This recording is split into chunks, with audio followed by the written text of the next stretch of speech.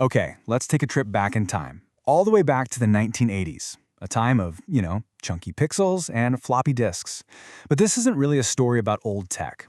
It's about how a really simple computer game taught a group of 5-year-olds one of the most complex human skills there is: empathy. This is the amazing story of the Kani Mukashi project. So it all kicked off with this little guy, Pippi. He was this friendly alien messenger who would deliver a series of games on floppy disks to a kindergarten in Japan. But these weren't your typical score-chasing games. Nope. These were designed to completely change how these 5-year-olds saw the world and each other. And what's so cool is that this wasn't just something they did on a screen. The children were already totally immersed in the world of a Japanese folktale called Kani Mukashi, which means the crab story. I mean, just look at this illustration of their kindergarten. They were physically building the characters' houses and landscapes right there in their playground. The computer game just became a natural extension of a world they had already built with their own 2 hands. All right, so the first floppy disk from Pippi shows up. The kids all huddle around the computer, super excited for their adventure to start. But the game didn't kick off with, moving a character or jumping over stuff. It started with a word puzzle. This is the first thing they saw, a beautiful scene right out of their story. A watermill, a persimmon tree, the chestnut's house. But something was missing. The main character, Kani-san the crab, was nowhere. The screen was just stuck. And up in the corner was this empty text box. The game just wouldn't start. So, the kids were totally stumped. They're all thinking, Kani-san has to be in the watermill. So they tried typing, Kani-san. Nothing. They tried typing random letters. Then one kid shouts, maybe it's a quiz. It turned into this big collaborative brainstorm, with everyone yelling out ideas, just trying to crack the code to get their buddy the crab to show up. And then, someone figured it out. The secret password was kibidango, millet dumplings. Now, in the original folktale, these dumplings are exactly what the crab uses to get his friends to join him on his big journey. So right away, by making this the keyword, the game was teaching the kids that they had to pay attention to the details of the story to move forward. Pretty clever, right? Okay, so they cracked the first puzzle. They're feeling good. Time for a new challenge. The next level took them away from words and into the tricky world of navigating space. In Scene 2, Kani-san finally appears, but he's at the bottom of this steep, winding mountain path. The kids figured out pretty fast how to make him go forward, but then they hit a wall. Literally. When they got to the first corner, the crab just stopped. How on earth were they going to make him turn? Okay, this is where it gets really, really smart. Think about it. The concept of left and right on a keyboard is super abstract for a 5-year-old. So the teachers built this incredible bridge from the physical world to the digital one. The kids wear a yellow bracelet on one wrist and a red one on the other. Then, on the keyboard, the turn left key got a yellow sticker, and the turn right key got a red one. They didn't have to remember the words, they just matched the colors on their bodies to the colors on the keys. Simple, intuitive, and absolutely brilliant.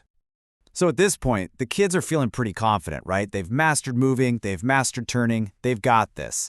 But Scene 3 was about to throw a curveball at them, a twist that would become the single most important lesson of the whole project. Okay, look closely at these 2 screens. On the left, in Scene 2, the crab is moving away from you, up the screen.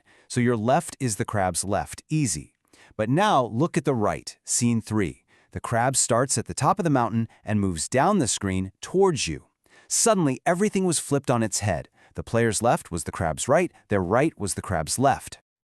And you can just imagine the chaos, right? The kids were completely baffled. You can just feel their frustration in these quotes from the research. They'd press the red key for right, but the crab would go the wrong way. The method that worked perfectly before was suddenly broken, and they just could not figure out why. But here's the thing. The game wasn't broken at all. It was intentionally teaching one of the hardest cognitive skills for a child to learn, perspective taking. That's the ability to mentally step out of your own shoes and see the world from someone else's point of view. For a 5-year-old, whose world is naturally all about me, this is a huge developmental leap. So after a lot of debate and trial and error, the breakthrough finally happened. This drawing here kind of shows it all. One child actually stood up and started acting it out, saying things like, Kani-san is facing this way. They realized they couldn't just trust their own left and right anymore. As one kid famously put it, I have to become the crab. They started using their bodies, or making analogies like pretending to drive a car, to mentally put themselves in the crab's position. And that's how they solved the puzzle. Now you might be thinking, okay, that's a really cool puzzle in a game, but did it actually stick?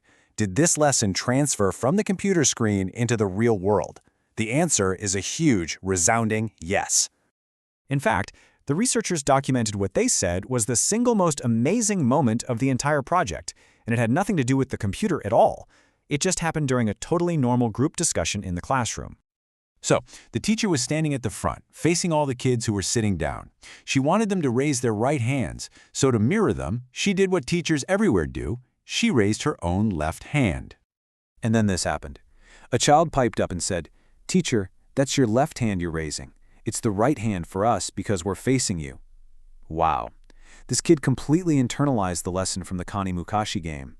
They were able to mentally flip their own perspective to understand the teacher's viewpoint relative to theirs. This wasn't just about a game anymore. This was a fundamental shift in how they saw the world. So after all these puzzles and these huge aha moments, this story had to come to an end. And what I think is so amazing is the deliberate and honestly pretty surprising choice the creators made for the game's final lesson.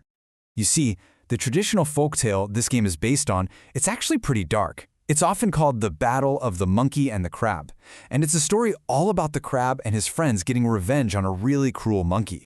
So, the game designers could have easily ended with a big final boss battle against the monkey. But they didn't. Instead, this image was the very last thing the children saw.